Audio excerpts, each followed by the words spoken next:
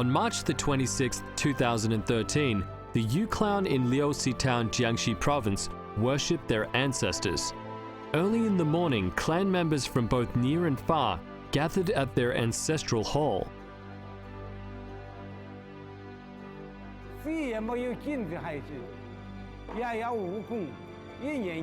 This man, Yu Fangze, is 70 years old.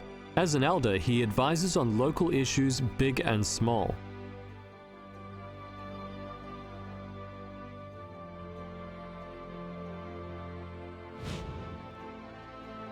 More importantly, he is the only inheritor of the straw dragon craft in Hukou County. The annual day of worship is a busy day for him. This year, besides worshipping and revising the family tree, Yu also has another task: to look for young dragon dance performers.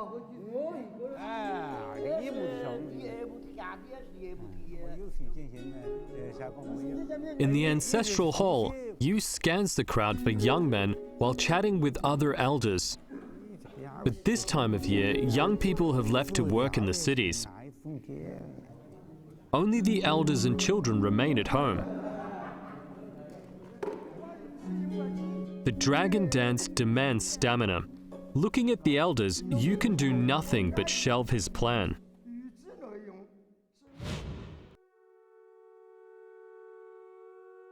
It's not the first time he's had to do so. He's failed to find performers for the last 7 years. Facing the near-complete dragon, Yu feels worried.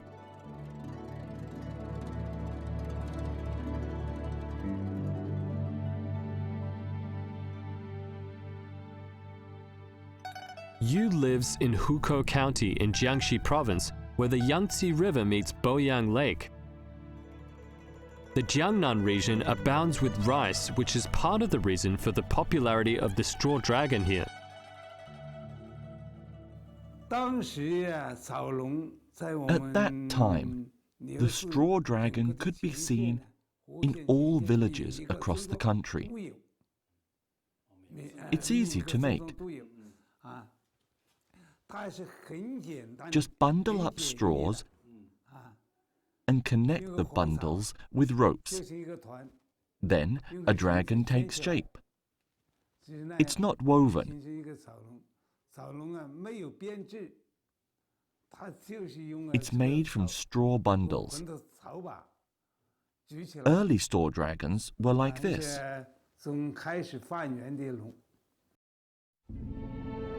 The dragon has been worshipped by the Chinese for about 5,000 years. Over this period, it has taken on different forms, like the paper dragon, cloth dragon, and the straw dragon. As the symbol of the emperor, the dragon was considered a god, able to control nature and people's destinies. It is said that straw dragons appeared as early as the Sui and Tang dynasties. Folk stories tell that in the early Tang dynasty, Li Shimin was engaged in a war against his vassal states. One day, feeling fatigued, he leant against a straw mound and fell into a deep sleep. Then, he dreamt that he rode a straw dragon and wore a yellow robe while inspecting the nation. Later, when Li became Emperor Taizong of the Tang dynasty, his dream came true. In the year 628, Li wanted to thank the auspicious dragon by ordering local governments to hold straw dragon dance contests. Competitors from across the country swarmed to the capital.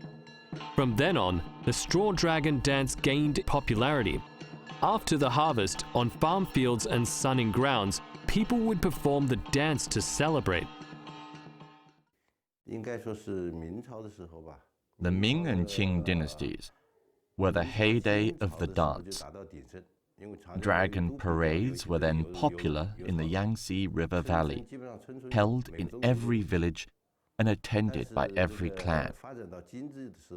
But not until the late Qing dynasty did dragons become exquisitely crafted and valued as a fine art.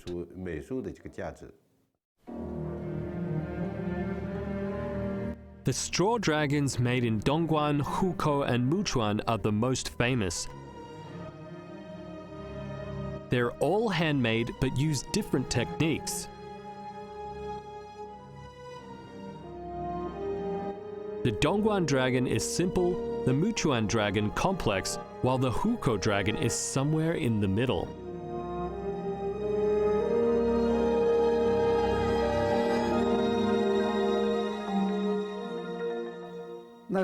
Even the simplest straw dragons are no toys.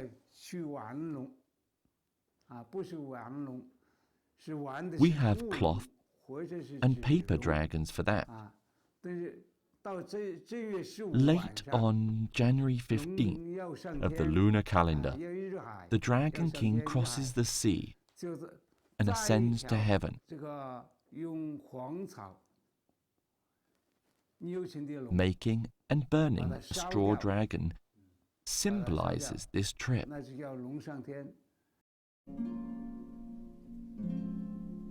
Long ago, people in Hukou had a special interest in the straw dragon. Yu's father used to make paper dragons, and Yu has practiced making paper and cloth dragons since he was a child. Through decades of effort, he has built up his own fame.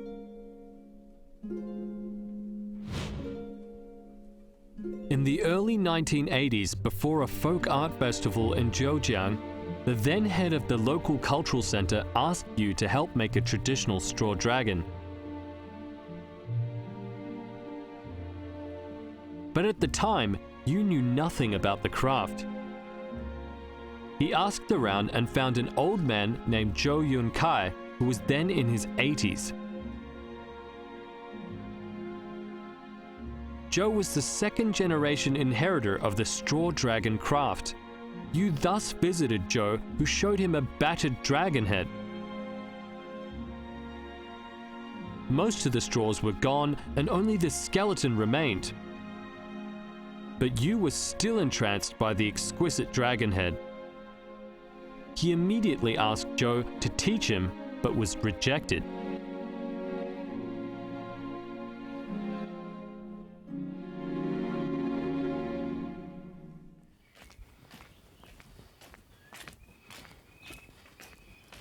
Yu learned from other villagers that Zhou used to make straw dragons in the 1920s and 30s. Starting from the 1950s, he taught several apprentices, but the complexity of the craft discouraged the impatient youth. Disappointed, Zhou decided to stop accepting apprentices.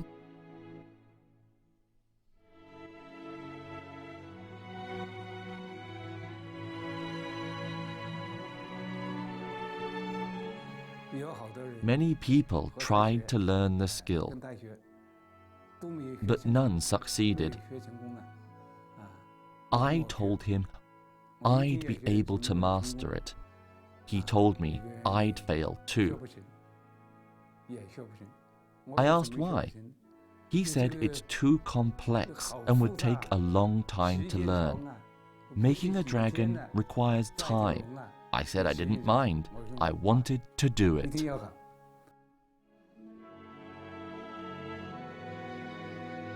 The old man's story only made Yu respect him more and also strengthened his resolve to learn the skill. Not until the third visit did the old man accept him. I went there. At the time, I showed respect by kneeling down to him and taking him as my master. He said that now I just needed to show patience. Convinced by Yu's resolve and well-known affection for the dragons, Zhou finally agreed to teach Yu.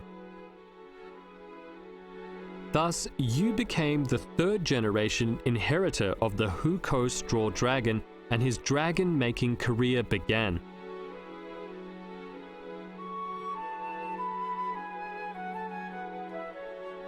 To quickly master the craft, Yu took Zhou to his home to give him better care and facilitate consultation with him.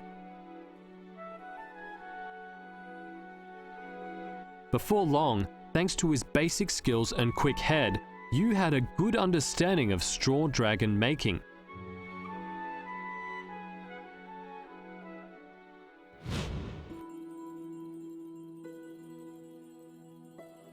It's a complex process, and the teacher often has to demonstrate how it's done.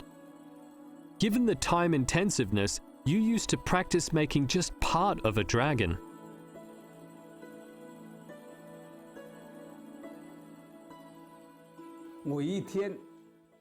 I could build a dragon head frame in a day. Then he stood up, touched it, and looked at it. He looked carefully. He said it was good, even better than his own work.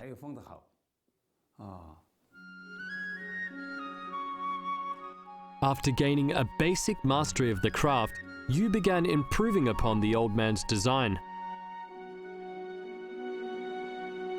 For instance, he added deer antlers to the dragon's head and made the body more rigid by adding another set of hoops.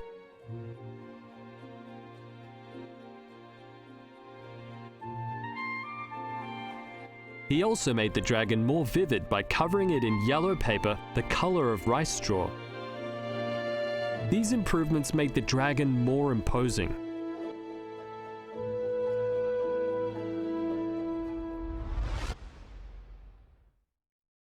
Hukou straw dragons are made through a complex process. The materials mainly include rice straws and bamboo. The straws are from the sticky rice grown in South China. Not every straw is suitable. First, it must be the straw of sticky rice. Second, it should be no shorter than 7 centimeters. Otherwise, it's useless, because straws shorter than that cannot be used anywhere on a dragon. It's a principle.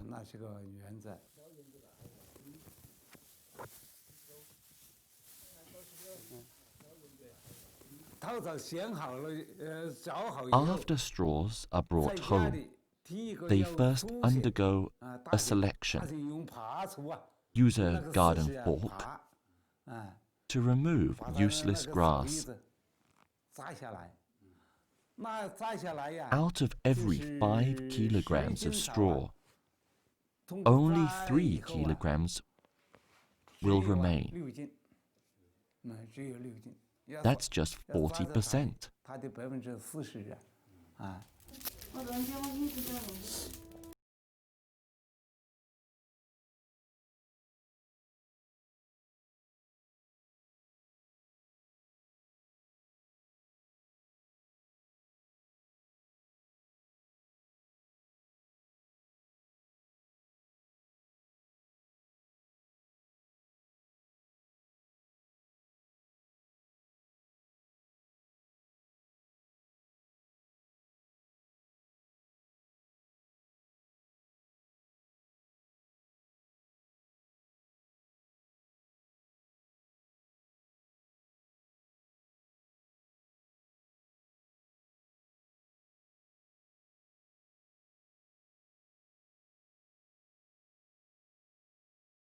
Important material is bamboo.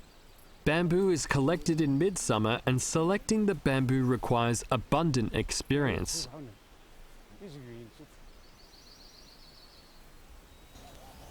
This bamboo is not good, it's useless, because that branch is alone, and the branches are above it, not below it. It's male. It's tough, but not pliable.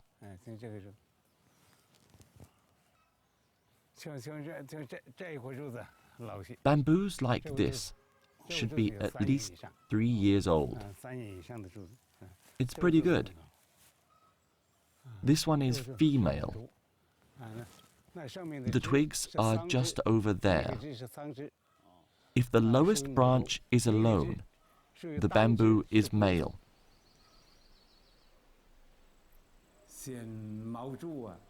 When selecting bamboos in the mountain,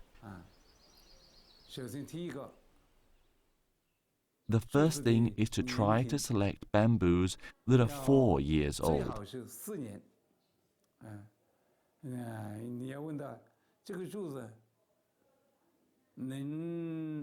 But only experts know how old a piece of bamboo is. Other people can't do that. They only look at the trunk and bark.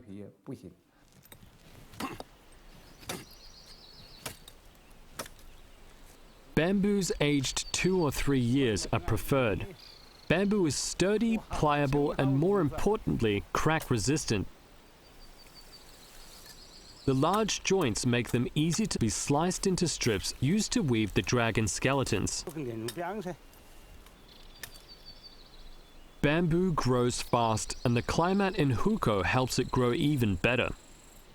Yu used to select bamboo when making cloth dragons in his early years, so to him, selecting the right bamboo is easy.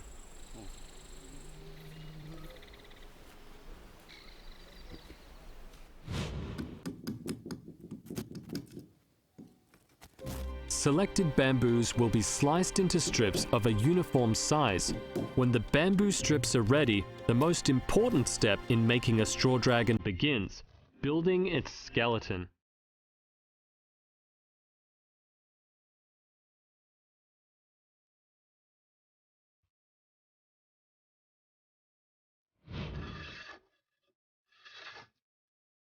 To make his dragon neat and sturdy, Yu invites a carpenter to make the dragon's handles.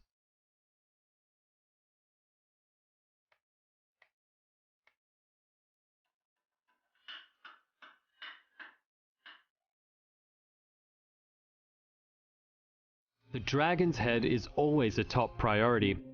It must look lifelike and have an air of grandeur. A dragon head consists of nearly 10 parts, including eyes, whiskers, teeth, and jaw.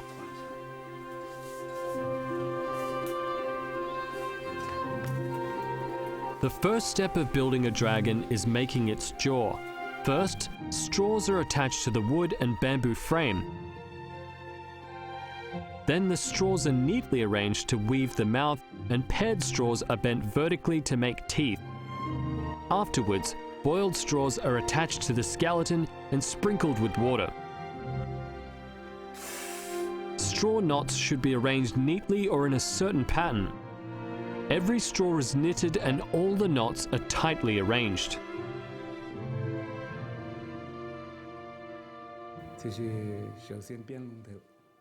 The first thing I do is to weave the head from the mouth to the skull to the horns.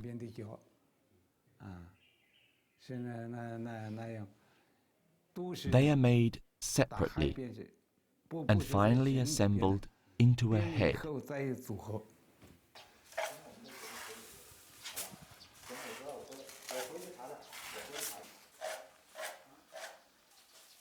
The whiskers, made up of 200 hanging straws, look majestic.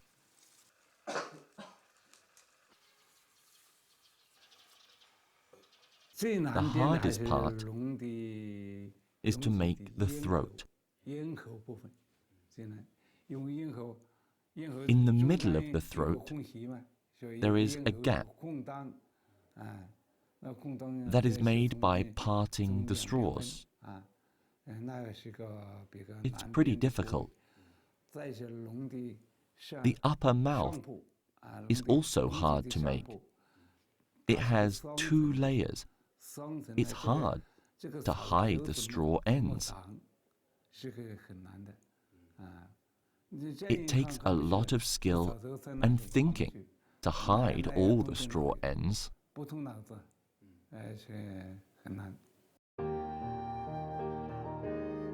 Every section of a dragon is made using a series of straw hoops. Each section has 36 hoops connected by ropes, which enables the dragon to move freely. The tail is a triangle pointing inwards, with each vertex hung with a red straw ball. During performances, the ball sways back and forth, adding an element of fun.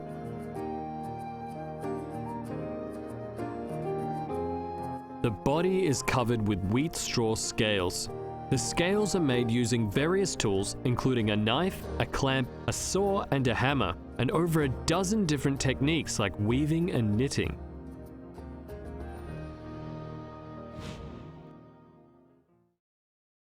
Each dragon has an odd number of sections, usually between 9 and 15. To weave the body, a number of bamboo hoops are prepared. Then the straws are attached to the hoops. After finishing the tail, work begins on the connecting cords.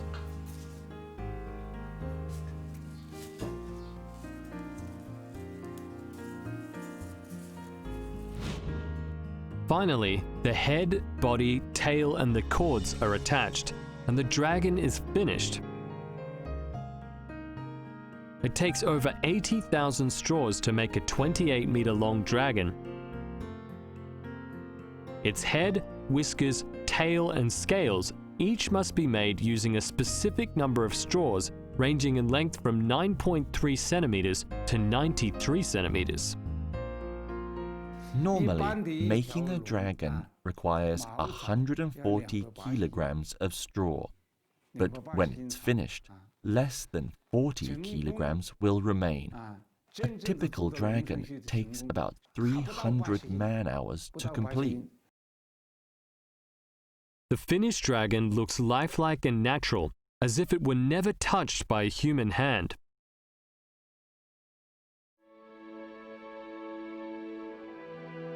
Over the past 20 years, Yu has completed just 3 straw dragons. In 1986, when Yu had just finished his apprenticeship, he made a 19-meter-long baby dragon for the local cultural center. The second, requested by the local labor union, was 25 meters long and had 13 sections.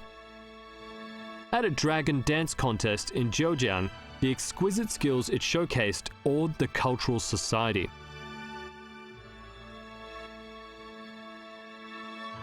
The third dragon was 27.8 meters long and cost him months of painstaking effort. Making a straw dragon takes nearly 1 year, including the spare time after the daily farming work. The exquisite skill, however, hardly attracts apprentices today. Yu has no choice but to pass it down to his daughter, Yu Yuanli.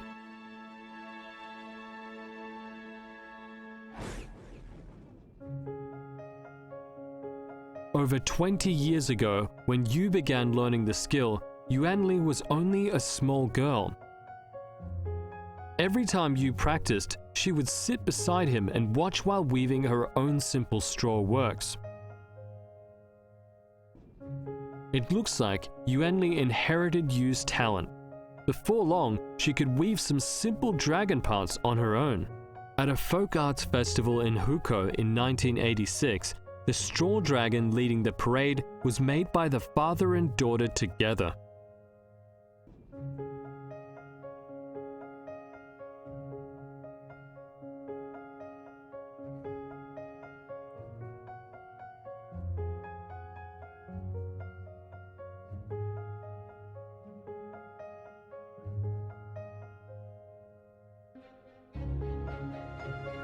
Yu admits that Yuanli has mastered the skill, as her works have smooth surfaces and lifelike scales.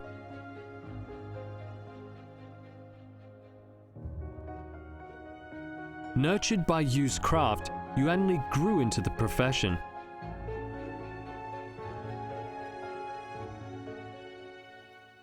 People say I'm quite conservative, but I'm actually very open-minded. There are two reasons for this.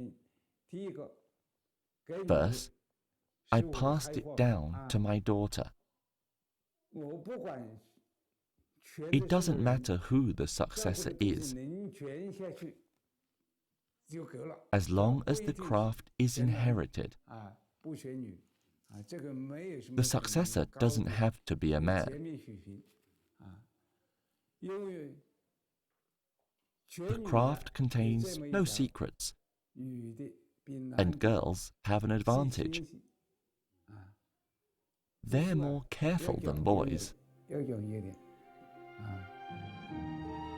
In the 1990s, Yuan Li, who was still in her 20s, left home to open a restaurant in Shanghai. Through years of hard work, she built a successful business. But at the time, a call from her father made her hesitant about the next step.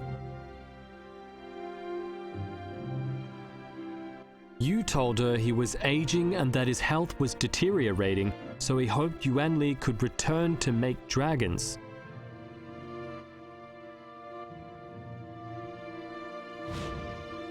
It seemed that her father's decades of dedication to dragon making had really moved her.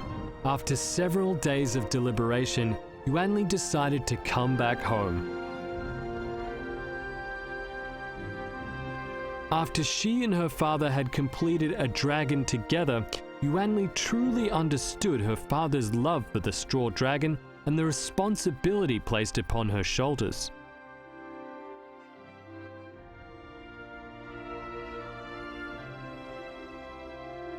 Yuan Li has never left her hometown since. After getting married, she moved to the county seat less than 20 kilometers away and has since lived as a housewife.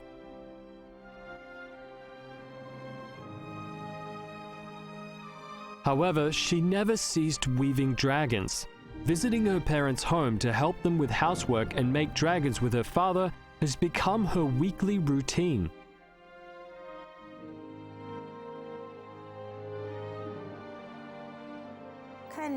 In regards to the issue of passing down the skills, my father and I have agreed that the apprentice needn't be a relative. As long as it can be passed down, anyone will do. My father has made it clear that the apprentice doesn't have to be from our family, or even be a man. He said that it's fine to find someone from outside the family, and I agree. My father is getting old. I have assured him that I will pass it down so that it won't disappear.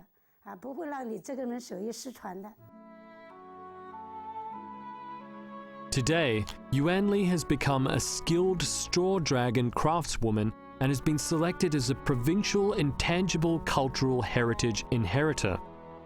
Only after receiving this honor did she realize that the straw dragons she once viewed as a toy were of such great cultural significance. Since it was brought into her home, the craft has seemed destined to stay with her and change her life.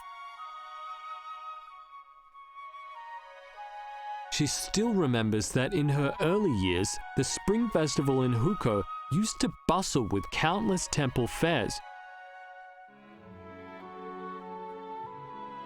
Young performers would parade various dragons through the crowds, but the straw dragons were always at the fore.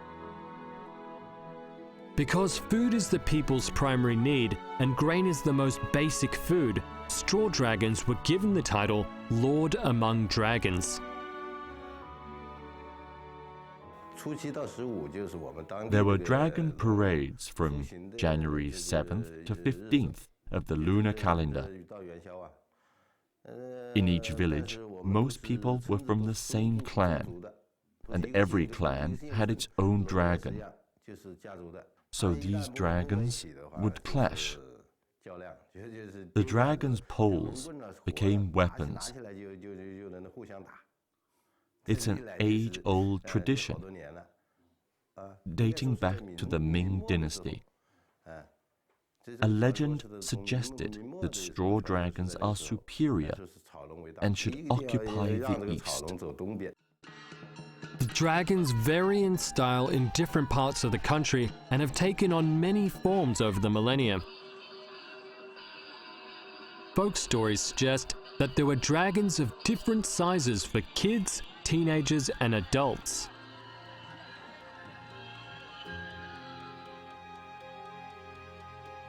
In 2005, supported by the local cultural authority, you completed a 28-meter-long straw dragon, 38 centimeters in diameter. The exquisite, lifelike dragon with its special design was displayed at Jiangxi's inaugural folk art show in 2005, where it received the first prize.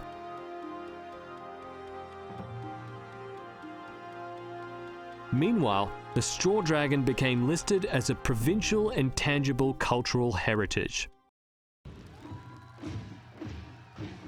In 2006, at a large folk arts performance in Zhejiang, dragon dancers from Hukou County put on an excellent show. The straw dragon swung its body, hovered and jumped, filling the show with excitement and local color.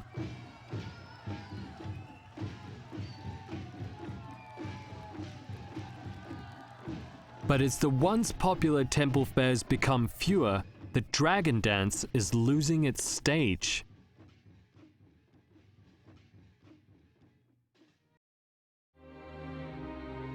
As more and more young people go to work in the cities, the dragon dance is losing its backbone. The once busy dragon dance teams have become hard to find, and it's been years since the last performance.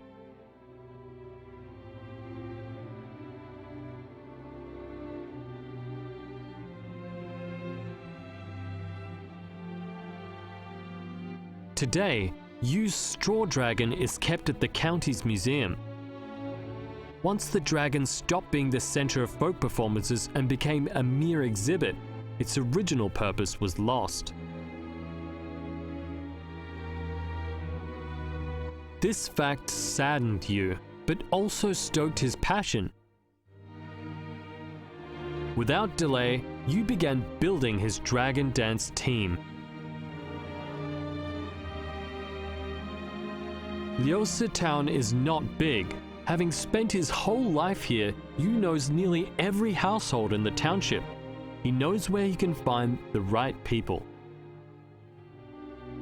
He heads out early in the morning, but late in the day he still has not found a single person willing to perform the dragon dance. He understands that young people today are simply too busy.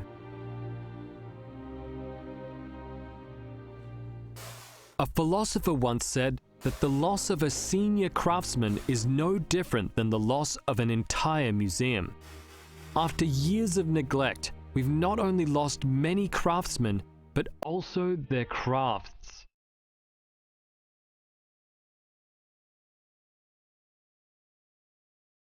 In May 2013, after nearly a whole year of effort, a new straw dragon was completed.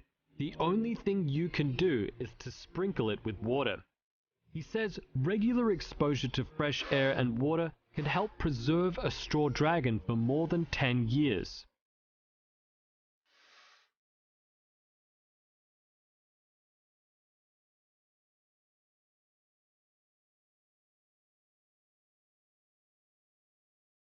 One day, Yu's dragon may once again parade across farmlands and towns.